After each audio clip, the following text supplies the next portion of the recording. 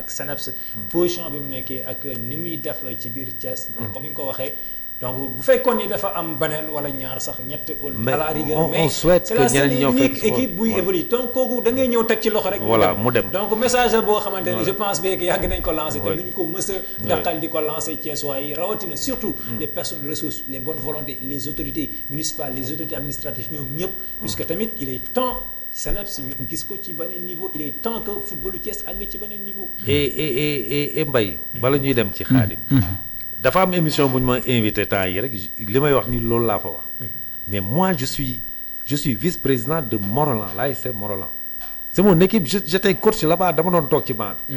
aujourd'hui je suis dans la cellule de communication du SNEIPS Excellence. qu'est-ce que cela veut dire. cela veut dire tout simplement. que football moo ñu ñor. on doit être positif dans ce sens-là parce que ñii dañ leen war a jàppale dañ leen war a pousser vers le haut. Et je m'investis pour que le SNEIPS véritablement que tout Thiès colle autour de cette équipe-là. Quand le SNEIPS joue, fii à Lat Dior, on doit sentir tous les Thiessois au stade pour appuyer le SNEIPS. Parce que ce jour-là, c'est pas Morolan qui va jouer, c'est Thiès qui joue. Quand le SNEIPS reçoit ici une équipe, il faut ñu xam ne du SNEIPS 4 personnes 5 personnes c'est Thiès qui reçoit une autre équipe. kuy dugg si fii ci championnat bi ñun ci loolu la ñuy liggéey. kuy dugg fii ci championnat bi SNEIPS war la dalal. soo xaasee ba jël péage bi wala ngay dugg si na nga yëg ne c'est tu joueras contre tout Thiès. su ko Thiès waa yëpp jàppee noonu. mais le SNEIPS wax nga léegi problème mu supporter on est dans une période de Covid. c'est vrai mais. gis nga marché Raja de Casablanca bi. maa ngi koy wax ñoom am nañu ay 7-10 personnes yu fa nekkoon mais 10 personnes yi dafa mel ni Maroc gépp a ngi woon ci biir stade bi. ils ont fait du bruit. et ils ont marqué leur territoire.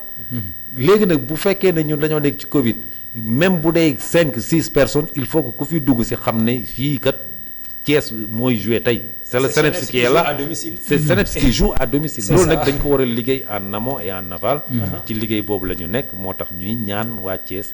ñu approché jege ñu pour mun a véritablement porter cette équipe là xam ne seen équipe la du équipe bu ñaar nit ni 3 personnes ni 4 personnes c'est l'équipe de toute la région de toute la ville de Thiès. très bien c'est important. Fallou sëñ Khadim. voilà tey dégg nga li nga xamante ne moom le directeur daal di développé. je pense bien que loolu mooy li nekk loolu mooy li nekk il est temps que Thiès waa yi ñëw daal di approché équipe bi. am nañu idée ci li nga xamante ne moom ñun ñëpp ñoo ko bokk. parce que SNEIPS du centre de formation. maanaam SNEIPS bi ñuy gis en Ligue 1 la du centre de formation. du club militaire mais club civil lañ koy jàppee. boo xamante ne bépp Thiessois bu yeewoo Thiès wala ngay doomu Thiès. donc am nga ci wàll kenn ëppalewu la ci. je pense bien que loolu Thiessois yi comprendre nañ ko. te am nañ yaakaar ni. SNEIPS dinañ gis beneen doxalin bu bokkut ak yi nga xamante ne moom la Thiès waaye jàpp ni moom moo doon am ci at yi ñu weesu.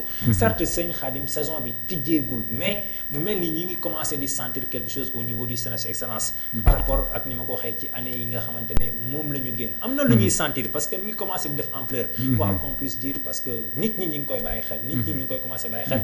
boo demee ci grand place yi ñi ngi waxtaane SNEIPS. ci réseaux sociaux yi ñuy gis publication yi Thiès waaye ñi ngi commencé maanaam di jege seen équipe tey jii loolu tey mu mel ni am na benn liggéey bu nekk ci suuf boo xamante ne nii cellule de communication bi def na ci liggéey bu mucc ayib mais aussi tamit direction bi def na ci liggéey bu mucc ayib tey naka nga ñu mën a expliquer loolu puisque tamit gis nañu ay renfort de taille yoo xamante ne cette année ñoom ñoo intégré ci biir cellule de communication bi tey ay des très grands journalistes sportifs yoo xamante ne ñoom ñoo nekk fii au niveau de Thiès ñoom aussi tamit ñuy def liggéey bu mucc ayib donc mu mel ni loolu yëpp aussi tamit dans le cadre de la situation noonu lañu ko mën a jàppe aussi tamit ci côté direction bi gis nañ yeneen tat yoo xam ne ay doomu Thiès ñu ñoo intégré ci kii bi loolu aussi mu nekk loo xamante ne c'est une bonne chose.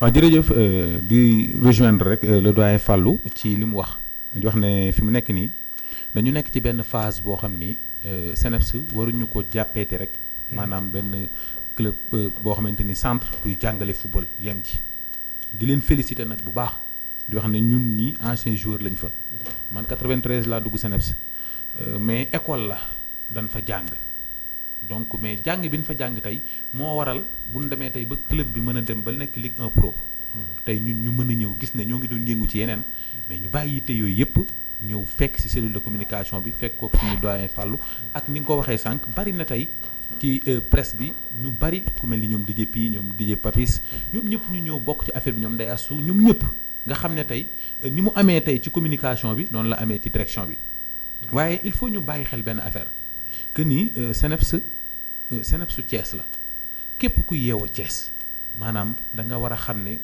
fi mu nekk nii CNEPS représenté tul uniquement rek centre mais li muy représenté mooy Thiès lay représenté ba tax na ne tey ci championnat bi xam na ne fi mu ne nii nag mbay ñi ngi ci période Covid 19.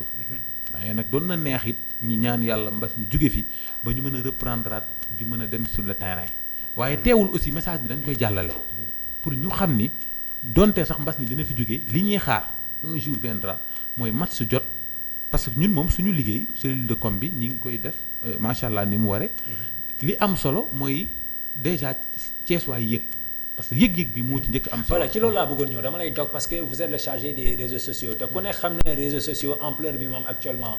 doole bi nga xamante ne am na ko ci wàllu communication ak maanaam ak information yi fay jàll parce que la plupart de la population tey ñu ëpp ci nit ñi. foofu la ñuy jëlee yenn information yow nga dénk la wàllu woowu te ku ne xam ne ni réseaux sociaux dafa bëri ay pàcc. am na ñoo xamante ne ci yeneen ñii fii lañ koy jëlee ñii jëlee ko fee ñii jëlee ko feneen ak feneen. tey ban stratégie nga teg pour permettre à tout un chacun mu mën di am information à temps réel di ko buy jógee ci CNEPS Excellence. waaw jërëjëf Mbaye xam nga keroog bi ñu nekkee réunion maa ngi signalé benn kàddu gu am solo. maa ngi koy wax sax mais ñu bari ñi ngi reetaan. maa ngi naan jamono ji nit ñi seen télé ci seen poche la ne. loolu yaakaar naa ku ne mën nga ko jàngatal sa bopp ndaxte tonton Fall bu génnee léegi ci biti. li muy njëkk a def téléphone am bi bu ko taalee dina ci fekk ñeent ba juróomi lien yoo xamante ni bu mu ci cliquer dina seetaan. kon jamono jii dañu toll foo xam ne àdduna dafa avancé. nit ñi seen télé dañ koo yor ci seen poche di dox ak moom. tey gis nañ ne ñëpp ñu ci bari ñu ngi ci WhatsApp yi.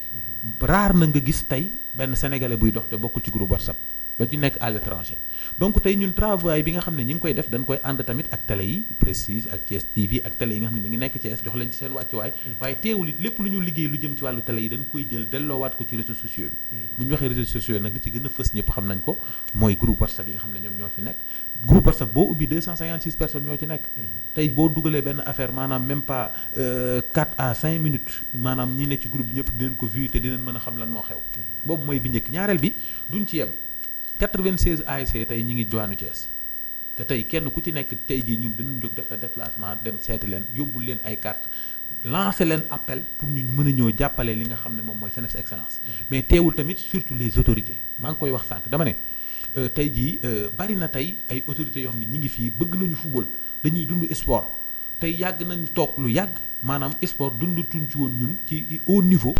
muy championnat Ligue 1 Pro yi. dundatuñ ko woon loo xamante ni tey ji doon nañu neex je me rappelle très bien en 93. l'Union sportive d'Ivraye moo demoon final ak Ndiambour de Louga. boobu ñun boo xoolee ci la ñu gëj a am maanaam jaloore bu toll noonu ci wàllu football. ci wàllu championnat. te boobu dafa amoon championnat A ak B. boobu Rail joué championnat bi ñu dajeeg Ndiambour ñu daje ñu gagné ñu Parcelles yi. boo xoolee boobaak léegi après club Rail bi mu wàcceeg léegi CNEPS def jéego tey jii ba mën a bëgg indiwaat footballu Thiès. et je crois que ne loolu fierté képp kuy Thiessois la war a doon. képp kuy Thiessois da nga war a xam ne tey CNEPS bii da nga ci war a jàpp bi nag mooy li may faral di wax mbay nit dina am ab jataay ab bis organiser ko ba mu àgg mën ngaa louer lu nekk nag waaye ay nit doo leen louer. dëgg la tey pour tonton Fallou mii mën a ñëw ci sama bis. wala yow nga mën a ñëw ci sama dara. loolu yëg-yëg moo koy def. te incha allah cellule de communication bi ak direction wu CNEPS ñoo ngi liggéey ci dem ci Thiessois yi ñoo ngi liggéey ci communication gën a yaatal li nga xam ne moom mooy liggéey CNEPS ba nga xam ne bu CNEPS di football Thiessois yi dinañ sentir seen bopp ci biir bàyyi seen yitte yëpp ngir ñëw mën a pousse équipe bi mu jëm ci voilà c'est important sëñ Fallou yaakaar naa dégg nga lii Khadim wax bu ko defee ci loolu la ñuy desandi ba léegi cellule de communication bi ak système bi muy doxee parce que mën nañ wax ni am na ay différentes composantes yu nekk au niveau de la cellule de communication aussi est-ce que mën nga ñu wax objectif spécifique bi nga xamante ne moom moo ci ak stratégie de communication comme ni ma ko waxee interne ak externe parce que au niveau du club tey am na ñoo xamante ne am nañ droit di jot yenn information yi à temps tout comme ki nga xamante ni c'est un Thiessois nekk un amoureux du football nekk un inconditionnel du CNEPS Excellence ñu koy jox information pour mu waree pour muy mën a am une idée sur le CNEPS Excellence. c'est un des tâches de cette cellule de communication xam nga léegi dama ne dañuy woo waa Thiès yëpp pour ñu mun a jàpp ci équipe mais nit ki bi nga koy woo pour mu ñëw jàpp la il faut mu xam li muy jàpp lan la. absolument il faut mu xam li muy jàpp lan la. c'est en ce sens là que ñun on travaille pour que nit ñi xam ne seen équipe bi ren d'abord def nañu beaucoup d'innovation yàgg nañ ci CNEPS yàgg nañ ci lii ñu def nii ren. mais bii nag dañ ko gën a yaatal gën koo réel. D'ailleurs il faut aviser dès demain il y aura le lancement parce que le club pro qui va donner son matériel aux joueurs présenter ko joxe ko plus de 15 articles pour chaque joueur. Chaque joueur professionnel aura plus de 15 articles yoo xam ne moom lay solo. C'est comme en Europe, c'est le haut niveau. Voilà, ça c'est une innovation. Plus de 15 articles partant des maillots d'entraînement, des chasubles, des sacs, des blousons, des casquettes, des tenues de loisirs et consorts. Des masques de protection. Tout ça va être distribué pour les joueurs. Plus de 15 articles. Ça c'est quelque chose boo xam ne day wane comment le CNEPS véritablement veut attaquer ce championnat pro de cette année. Demain la ñuy def lancement bi. te comme ni ma ko waxee Khadim wax ko léegi. comme dañuy woo population pour ñu mun a jàpp ci équipe bi il faut que tamit ñu leen xamal lan la équipe biy def. C'est ça. pour ñu mën a xam véritablement les sacrifices et les moyens qui sont dégagés pour cette équipe-là pour véritablement Thiès am un club d'élite. Et dans ce sens-là wax naa la ne di wax nga daaw championnat bi mu démarré le CNEPS était un peu mal en point. parce que ni ñu démarré joué wuñu les grands rôles dès le départ. loolu ren gars yi jóg nañ teel nañ ci jóg. pour que dès le début que CNEPS parvienne à jouer les grands rôles. Et c'est dans ce sens-là que ils ont recruté ils ont cherché des joueurs de talent. parce que voilà ci loolu laa doon ñëw. parce que sànq dama ko fàtte est-ce que parce que gis nañ aussi tamit. parce que équipe mooy doxee noonu. championnat mooy doxee noonu. chaque année dafay am ay départ am ay nouveaux arrivés. ñu gis CNEPS bon ñàkk na ay quelques éléments. yoo xamante ne mais compensé nañ ko. aussi il y a des nouveaux joueurs qui sont arrivés. est-ce que yaakaar ngeen ne avec le temps ak temps bi nu mu gàttee. staff technique bi mën nañu préparer une équipe compétente boo xam ne dina pare pour. tout à fait ils ont des joueurs d'expérience des joueurs de qualité yoo xam ne doon nañu xam nañu un peu l'expérience de la ligue professionnelle. ñooñu indi nañ leen. donc li ci des mooy mettre leen dans le bain peaufiner les stratégies de jeu te ña nga ca ce soir rek dem na jaar na entraînement l'équipe s'entraîne commencé nañu dès maintenant à mettre les mises en place pour les plans de jeu. dernier réglage donc ñu ngi ci et ce sont avec des joueurs de qualité et quand tu parviens même à recruter des joueurs yoo xam ne ce sont des internationaux qui étaient dans les U20 ça veut dire que tu n'as pas lésiné sur les moyens. te le CNEPS l'a fait cette année. donc li ci des rek mooy qu'on donne confiance à cette équipe-là en les appuyant assister à leur entraînement la porte est ouverte. ñi nga xam ne ñu ngi leen di woo ne leen kaay leen ngeen ñëw jàppale suñu nañu doxantu dem au CNEPS su fekkee entraînement bi gis nit ñi gis l'engouement gis joueurs yi familiariser wu ak joueurs yi c'est comme ça qu'on va parvenir à soutenir une équipe. ñun nag loolu mooy nekk suñu liggéey. dès demain on va lancer le programme présenter nos équipements présenter nos joueurs et puis véhiculer ko dugal ko partout ñëpp xam ne le CNEPS a démarré officiellement ses activités et que les portes sont grandes xam nga waxuma la porte de. les portes sont grandement ouvertes. c'est-à-dire que gars yi ku ci nekk loo bëgg a ñëw jàpp ci équipe bi nga ñëw jàpp ci. non xam nga lu tax y a plusieurs portes parce que kenn moomu ko. waaw ku ci nekk am nga ci wàll. voilà donc loolu devoir la. voilà pour képp kuy Thiessois. voilà comme ni nga ko waxee donc mu nekk loo xamante ni. donc kenn waru ci xaar kenn. c'est ça comme li mu wax des fois bul xeeb ni ngay toog ba 17h nga wàcc li ngay liggéey ne xaar ma dem. boo demee nga fekk benn nga ñëw toog xool visiter gisaat boo yi gisee nga génnaat photo ak ñoom échanger ak ñoom. encourager leen loolu rek déjà. c'est ça bu ko xeeb. noonu la ñuy jàppee ci équipe. et c'est possible loolu mën a nekk Fallou Khadim. sëñ Fallou junj na ko léegi. mu nekk benn cérémonie bu mag boo xamante ne donc mën nañ wax ni temps yi ñu ngi koy véhiculer ci biir réseaux sociaux yi mais gars yu bëri comprendre ñu réellement lan moo xew.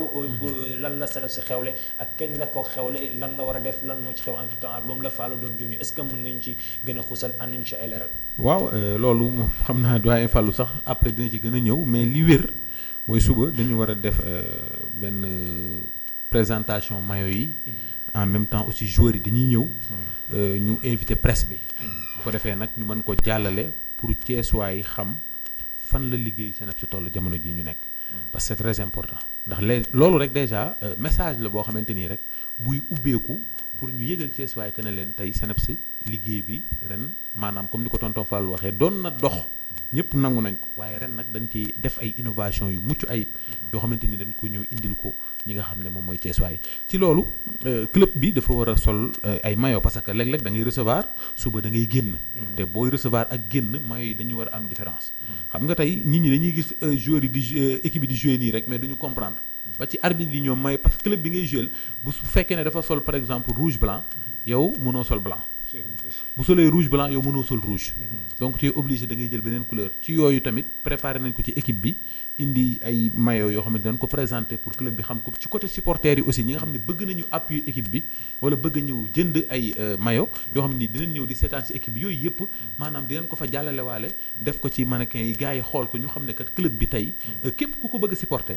wala képp ku ko bëgg a appuyer jàppale ko maanaam am na yoon bunt yi ubbeeku na presse bi dina ko jàllale Thiès waay dinañ si jot bu ko defee ñu xool comment on va faire pour gën a mën a booster équipe bi suba nag ubbeeku la rek préparé woon nañ ko nag ci beneen facette mais yàlla dafa def ni ak contexte bi ñu nekk moo tax ñu bëgg am ne nuñ ko doxale mais dañ ko bëggoon loolu dañ ciy profité di ko lancer appel boobu di wax ne bépp kilifa boo xam ne yaa ngi ñuy déglu muy autorité étatique xamal ne prévoiroon nañu ñëw ba si yow seet si la jël sa carte jox la ngir nga ñëw fekkee bis boobu waaye nag ñëpp xam nañ ne li tënk réew mi ñëpp xam nañ ko donc pour ñi nga xam ne bu ñu gisee activité bu mel noonu li tax mënuñu cee woo ñëpp loolu moom moo ko waral waaye incha allah am nañu yaakaar ne mbas mi dina fi jóge yàggatul képp koo xamante ni am nga cër ak wàccuwaay ci Senef danañ la fekk ba fa nga nekk jox la cër bi ba mu mat sëkk te lépp loo xamante ni it aussi kilifa yi mën nañ ko jàppale équipe bi tamit buñ ci xaar ñi ngi leen ci woo ñoom ñëpp ñu accompagner. c'est important yow mi dem di jënd benn maillot FC Barcelone benn maillot Real de Madrid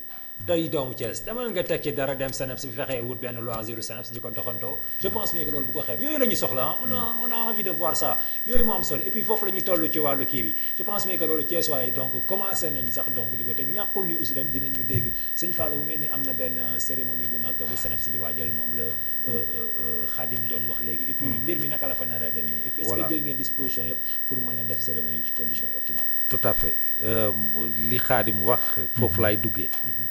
On avait envisagé vraiment def ko une cérémonie grandiose cérémonie bu rëy a rëy a rëy woo Thiès gépp ñu ñëw fa. parce que Thiès gépp xaj bu du ñëpp mais genn wàll gépp xaj nañu biir Seneps ci terrain ba. c'est ça qu'on avait prévu. Non, on avait prévu vraiment de faire une très très très grande cérémonie. Invité waa Thiès yëpp ñu ñëw fekkee ko mais malheureusement avec pandémie bi xam nga ne rassemblement yooyu mënul am mais on a mis les moyens. xam nga Seneps dafa nekk sax di réussir quelque chose d'extraordinaire. Autour du Seneps même la presse locale est fédérée. Même la presse locale est fédérée. Moi je suis ici tey ak Thiès TV et je travaille pour Prestige. jàngat bu bëri mi ngi ci nag. jàngat bu bëri. et ñun ñëpp ñun ñu nekk ci cellule bi yëpp ñu ci bëri dañoo nekk dans les organes. c'est ça qui nous a amené d'ailleurs dans la cellule de communication du Seneps. c'est sunu liggéey par rapport à la presse. ak sunuy organes moo tax ñu ñëw intégrer cellule de communication. les Papis Diallo sont à RTS DJP Sud FM Ibrahima Ndiaye wala alors. comme nag ñun ñoo nekk ci loolu te bëggoon nañu indi dëkk bi yëpp pour ñu fekkee ko non nañu toog seen kër mais dañ leen ko jox li war a am lépp dañ leen ko jox parce que wax naa ne nit ki boo koy woo pour mu ñëw jàppale la da nga koy xamal li nga may jàppale lan la c'est dans ce sens-là que nous allons travailler moo tax demee ci événement bi vraiment nit ñi duñu ñëw mais il y aura des autorités le maire de la ville sera là c'est symbolique. Si le maire est là, le maire de la ville est là, ça symbolise presque tous les autres maires. Mais on a aussi lancé des appels pour ñoom ñëpp ñëw mais malheureusement comme ni ma ko waxee ñëpp mënuñoo ñëw parce que pandémie bi moo tax. Mais il y aura aussi d'autres autorités yoo xam ne invité nañ leen pour ñu ñëw fekkee ci le lancement. Ensuite, il y aura une conférence de presse bu ñu paree avec le président, le directeur sportif et notre président de la cellule de communication. Il est 22h. Voilà. D'accord, cette fois je suis d'accord. Il est 22h. Ils vont tenir la conférence de presse. Tout ce que les gens devront savoir, les personnes qui veulent aider le Seneps devront savoir, dinañ ko jàllale ci conférence de presse boobu et ensuite on va partager pour que Thiès gépp ak Sénégal gépp xam lan la CNEPS nar ak lan lay liggéey. Et Prestige TV aussi envisage de passer l'événement en direct. C'est important, voilà. On va essayer de passer l'événement en direct pour que ñi nga xam ne ñu ngi toog seen kër aussi ñuy xam lépp li nga xam ne mooy xew au niveau du CNEPS pour le lancement. Et ensuite yow déjà on salue parce que déjà lii ça permet à beaucoup de personnes de savoir que demain il y a un événement pour le CNEPS Excellence. Et ça dañ la ci féliciter et remercier vraiment sunu patron de presse yi. Parce que ñooñu koy yombalal aussi ñu féliciter leen remercier leen ci loolu au nom du CNEPS Excellence. Mais aussi xam ne rek dañuy liggéeyal pour askan wi yëpp. lépp lu ñu xam ne daal war nañ koo xam ci événement boobu dinañ ko jàllale demain. C'est prévu à 10h. mun na ngeen toog seen kër seetaan ko ci télévision bi. mun ngeen a connecté wu aussi. ci sunuy page suivre ko en direct parce que dina am live boo xam ne aussi dinañ ko def durant l'événement pour ni ko Khadim waxee gars yi ñu ngi yore seen télévision ci seen poche ñu connecté wu xool xam li fay xew lépp gis discours bi xam équipement yi nga xam ne moom la ñuy présenter maillot yi et ensuite dinañ leen dérouler aussi sunu plan d'action bi nga xam ne dinañ ko def durant toute la saison pour accompagner le CNEPS Excellence. Voilà, très bien, c'est important. Je pense bien que le message est clair. Donc rendez-vous donc demain lay doon à quelle heure la cérémonie bi? Cérémonie bi c'est prévu à 10h. Mais déjà ñun à 9h mise en place terminée. À 10h on entre dans la cérémonie. Vraiment remercier, féliciter les joueurs sunu joueurs yi man gis naa leen ils sont très motivés. Bien en place mais nag. li leen di gën a motiver sax suba lañ koy gis. parce que la qualité de ces équipements là vraiment. sol ko rek wala nga téye ci benn saag rek. jàpp na lu nekk. Papis Diallo Pispa Lodja il est 22h passé de 5 minutes donc mën naa la delawaat ndaw ba tànk bi parce que mu mel ni agsi nañ ci ligne d'arrivée bi. sëñ Khadim bu ko defee noonu rek lay jaaree bàyyi la nga joxe sa mot de la fin daal di tàggatoo ak les téléspectateurs de Thiès. waaw li ñuy tàggatoo rek mooy yaakaar naa kaddu gi nga xam ne moom la ñuy wax Thiès yëpp rek que ne tey CNEPS ñun ñëpp ñoo ko bokk club la boo xamante ni mi ngi Ligue 1 Pro di ñaan bépp Thiessois mu ñëw soutenir ko jàppale ko di ci jiital club yi nga xam ne tey maanaam CNEPS moo leen jiitu te nga xam ne ñoom ñoo bokk kuréel gi nga xam ne mooy tournoi bi ñu organisé woon muy raay ak yëpp di leen di woo ñoom ñëpp di leen di invité ci CNEPS parce que CNEPS buy xasee bay football rek Thiès lay taxawal. waaye tamit les 96 ASC yi nekk dans la commune ak ñi nekk ci département bi aussi ñi ngi leen di tàllal loxo. ñoom aussi ñu ñëw xam ne tey nit ki bu demee ba mën a jouer nawetaan am nañu la majeure partie des joueurs am nañu doon jouer nawetaan tey ñi ngi CNEPS. donc tey ñooñu bu ñu ñëwee tey soutenir ci CNEPS maanaam chance lay doon boo xamante ni par rapport ak yeneen joueurs yoo xamante ni dinañ dem ba ëllëg mën nañ ci piste ay nit gënal leen ci nawetaan yi di leen indi ci club bi ñuy jouer pourquoi pas mu mën a nekk la. tey jii nii ñooñu tamit dañ leen di invité ñu ñëw jàpp ci club bi mais di lancer appel encore une fois les autorités di leen wax ni ku ci ne sa dëkk nga am. te ñun amuñu lu dul Thiès kon donc autorités yi nga xam ne ñoo nekk Thiès nañu ñëw appuyer équipe bi nag ci financière ak ci matériel di woo Thiès waa yëpp nag bu match yi jotee bu dee yàlla def na ne mbas mi jeex na ñoom ñu ñëw di ñëw stade di jàppale équipe bi di ko supporter di ko buux pour mu mën a am ndam ci loolu daal la ñuy tàggoo kàddu yi di nuyu aussi le président Pape Sidi Lo di ko féliciter ak équipe bi nga xam ne yëpp ànd nag ñoom ci CNEPS muy direction bi di leen encourager joueurs yi di encourager coach yi di leen wax ne nañu jàpp rek incha allah bu daggul dëkk te am nañu yaakaar ne ren championnat bi buñ ci tàmbali bu am solo parce que xam nga mbay anecdote bu ndaw laay tëjee foofu dama gis benn équipe bu ñuy wax Leicester en Angleterre daf ma impressionné ndax dafa jógee Ligue 2 daal di yéeg Ligue 1 ñëw jël championnat kon loolu dafa am lu mu laaj. te loolu xew na fii au Sénégal ba tey puisque su ma juumul Pikine jóge na Ligue 2 Pikine def na ko ñëw remporté championnat ñaari tali aussi Gorée remporté championnat bi xaw ma kan année bi ci topp. ñaari tali aussi def na ko aussi. ce qui veut dire que ay détails yu ndaw mooy. la mooy li tonton Fallou doon wax.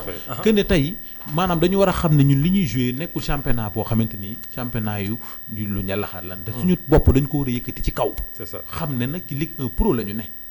donc dañuy football am na équipe yu ñu bokkal mais suñuy naataango lañ mais nag duñu nangu ñu yóbbul ñu dara ñi ñuy génnee di dem di fekki équipe noonu nañuy recevoir waaye nag na fekk ne équipe bi heure bu gestoo gis ñi mu war a gis ndax loolu da koy buux da koy pousser de telle sorte que ne mu mën a am ay résultats yu baax équipe buy jouer te doo gis sa askan sa ginnaaw doo gis sa popularité sa ginnaaw sa arñe day des loolu moom ñëpp xam nañ kon donc Thiessois yi li laay war a suli ñoom ñoo ci war a jàpp ñoo war a ñëw buux équipe bi jàppale ko bu ko defee CNEPS mën a jëm ci kanam En tout cas très bien le message est clair Sëñ Fallou le mot de la fin ak message bi. waaw xanaa rek sant la d'abord yow féliciter aussi Thiès TV di leen jaajëfal bu baax a baax féliciter comme ni ko sëñ Khadim waxee le président Pape Sidi il faut le féliciter et l'encourager. C'est un président qui a une très grande vision, une bonne vision parce que il y a des choses qui se passent très souvent avec le CNEPS, il faut avoir une vision pour penser à ça. Et c'est l'occasion de lui féliciter. Ouais, non, il faut le féliciter. Et puis il met les gens aussi à l'aise dans ce truc-là. Donc dañ ko ciy féliciter bu baax a baax di ñaan ñëpp rek comme ni ma ko waxee dafa am loo xam ne boo xewlee da ngay xam ne yow yaa xewle nga jàpp ci ay étage la football bi ay étage la. Yàlla def na CNEPS moo nekk ci. te le collectif des clubs de Thiès comprendre nañ ko. il travaille dans ça donc nañ ko comprendre nañu moom moo nekk ci élite bi ñëpp dañ ko war a jàppale mu toog fa. ñu ñaan xëcc yeneen équipe yi ñu ñëw fekk si ko ci kaw. su boobaa c'est le football thiessois qui gagne.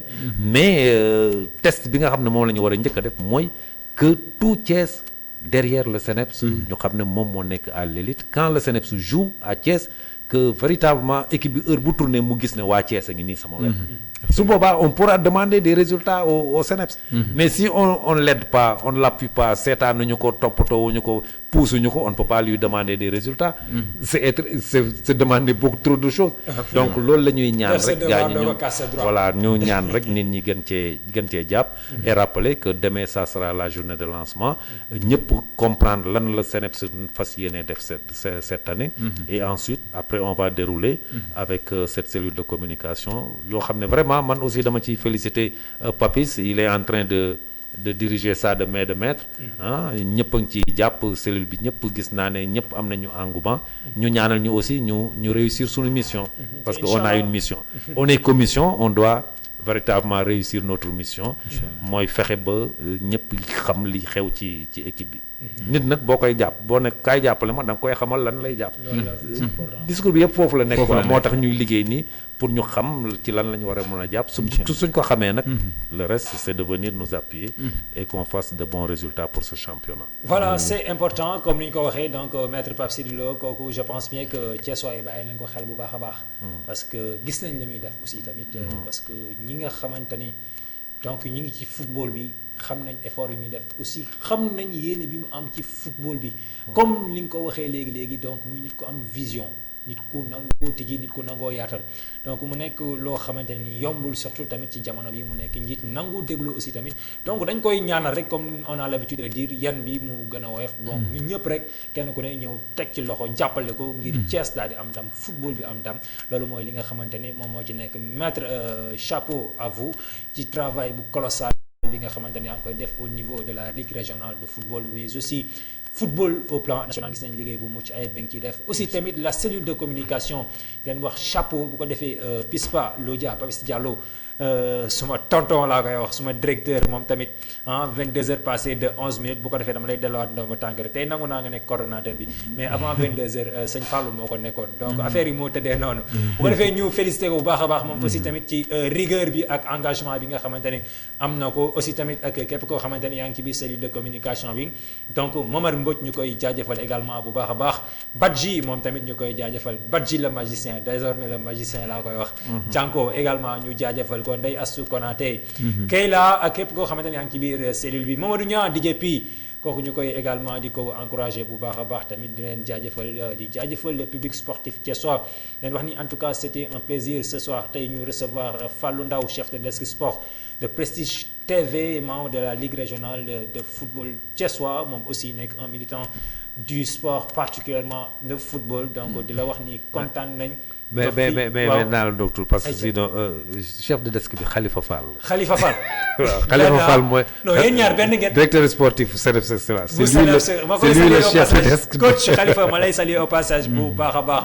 en tout cas c'est la même chose parce que yéen ñaar koo ci gis rek gis nga ki ci des. ñoom ñaar lañu duñu kenn lañu duñu ñaar. loolu je pense bien que public sportif yëpp xam nañu ko. Tout à fait. donc boo fi toogee rek mel ni yaa fi toog donc ma koy saluer au passage bu baax a baax a baax donc loolu mooy li nga xamante ni moom moo ci nekk di remercier équipe technique bi nga xamante ne tey ñoom ñoo ñu accompagner ba émission bi mën a yàmb Seydou Diallo au niveau des caméras Lamine Junior au niveau de la régie merci à toute l'équipe technique de Thiès TV particulièrement le PDG El Hadj Malick Wade chapeau à toi chapeau à Pape Silla merci à vous également chers amis téléspectateurs je vous donne rendez-vous mardi prochain à même heure 21h 22h merci excellente suite des programmes à toutes et à tous merci et à bientôt.